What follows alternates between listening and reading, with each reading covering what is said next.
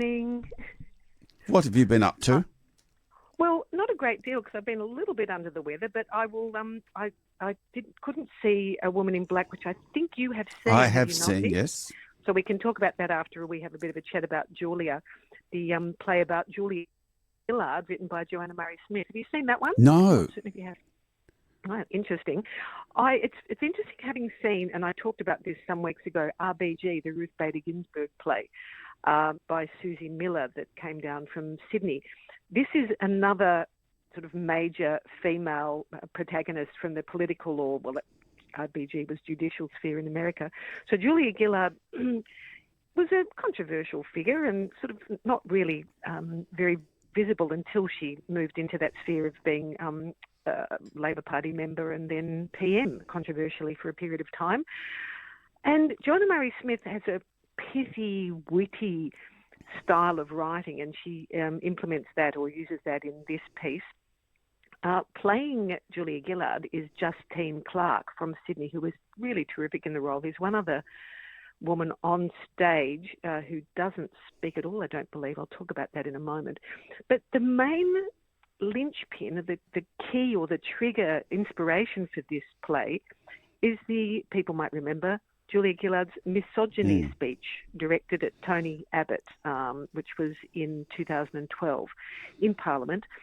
It was an unforgettable piece of extemporised political debate with an incisive, informed, accurate and, I think, laudable dissection of the Leader of the Opposition, Tony Abbott's frequent sexist and misogynist comments over previous years. And she, without preparation, because he said something that was one of his unforgivable comments, and she launched into a tirade which was a list of his sins, essentially.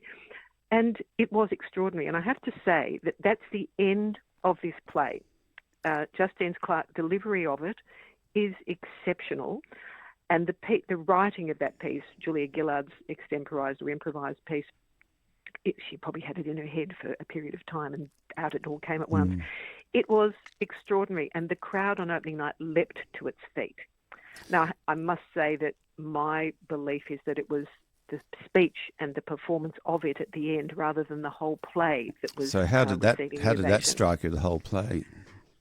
Well, let's go back to that. I think it was interesting. I think it was clever. I think it's really engaging, and it does enter into her world. It fictionalises her world, her youth, her skill at debating, her intelligence, her training as a lawyer, and it's not uncritical, which is useful, but I think it's good because the RBG was, I think, uncritical. It was more like a eulogy. It extrapolates on stories and biographies and articles and even her own comments to create this world as she speaks to us in Justine Clark's natural voice, really. And occasionally she shifts, which is really charming and funny, into Julia Gillard's twanging broad vowels, but not the whole way through because I think that would have been far too much. But it is interesting to have that shift. And I'm not certain if that's in the script or just Sarah Good's direction. Is that so? It's as Julia Gillard. She's not necessarily the Julia Gillard we expect to see, but a once removed sort of character, sort of making exactly. sense there. So it's not an impersonation, is the way to describe it. It is not that. There are moments of impersonation of the voice, but just peppered throughout enough for us to remember that recognisable sound. And she uses direct address to the audience, so she's speaking in that natural voice as Julia Gillard. And she tells us various stories and then enacts certain moments and then shifts into that voice, which is the recognisable Gillard voice. But it does avoid the impersonation, which was the feature of Heather Mitchell's performance in RBG. I have to say one weak element was this tokenistic, I would say, presence of the second younger woman, Jessica Bentley, very underused and extraneous and distracting as she trails around after Justine Clark on the stage, perhaps representing young women in politics and society. I won't go into a deep analysis. There's also a rear projection at the very end of young people, young men and women, that didn't seem to add anything to this particular story apart from gender politics have changed, I suppose.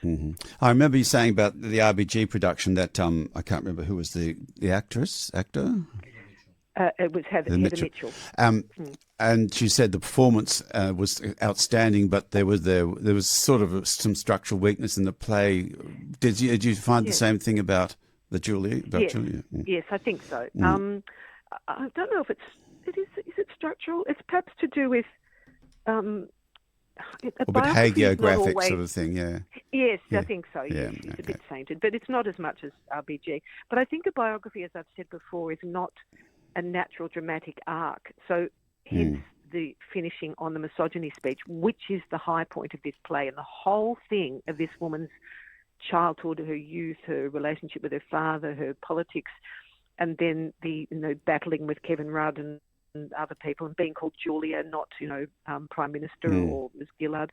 She was infantilized in a way, or reduced by the way people treated her. She was not taken seriously, is the sort of message. But it all drives towards this speech, which is an incredible moment and worth the price of the ticket. Yes. So that would have had the audience on its seats saying, when are we going to get the speech? When are we going to get the speech? I think so. I think so. But it is very interesting and engaging, and Justine Clarke's performance is phenomenal. Fantastic. Really. Now, you didn't get to see Woman in Black, but I have you seen it before, though? No, I've not. I missed it the last time, but I've been reading up on it, just to make sure that I'm, not that I'm across the details as we speak. But I'm also not very good at scary things. Was it scary? It was very scary. I'm not very good at scary things, and I don't watch scary movies. And I was very intrigued to see how do you do scary and suspense on stage, because I can't really recall ever seeing anything kind of scary or suspenseful on stage. And it is really wonderful. I just think everything about it was extraordinary. The acting, John Waters and Daniel McPherson, absolutely at the top of their game for this. The dialogue is wonderfully well scripted. It's set in the 50s but recounting a story that's in the 20s. So it's got this wonderfully archaic feel about it, but beautiful language. The production is really, really, really good. And the way the scary effects, I went along with Julie Horton, who's one of our presenters here, and I'm afraid she's probably got bruises on her arm from when I went, clutched and stuff, because it's not a lot of it, and it's not going to make you feel awful, but it's very clever. All I can say is have a go at this one, because it's a fantastic production, and it's been going around since forever. So it must. Well, it's the second longest running play, presumably in England, after The Mousetrap. Yes, I would assume, and it's written by Stephen Mallatrat. That's right. It was in 1987, and it appears. Well, there are only three people on stage, aren't there? There's John Waters as Arthur Kipps, Daniel McPherson as the young actory person. He's a sort of an actor. So Arthur Kipps is reading aloud from a manuscript of his past. He's a young actor, that's right. He was hired to help dramatise this tale. And as they play out this entire tale about what happened to him when he came to the house of the reclusive Mrs. Drablow all those decades ago, this woman wanders in and out of this. At the very end is the reveal, which presumably we're not supposed to. No, it's not so. Don't talk about it anymore. But there is another person that comes on stage, and it's wonderful stuff. And the whole idea of playing out different roles is very naturally introduced by the way the script works. But look, we'll have to call it quits there, Kate. I know you're not under the weather because you have an alcohol problem or anything, but you've been crook, so you be very careful with yourself. And we'll see you in a couple of weeks. Thanks very much. Thanks, Nick. Bye. Okay. So that was a lovely chat with Kate Herbert, and I think that's enough from me.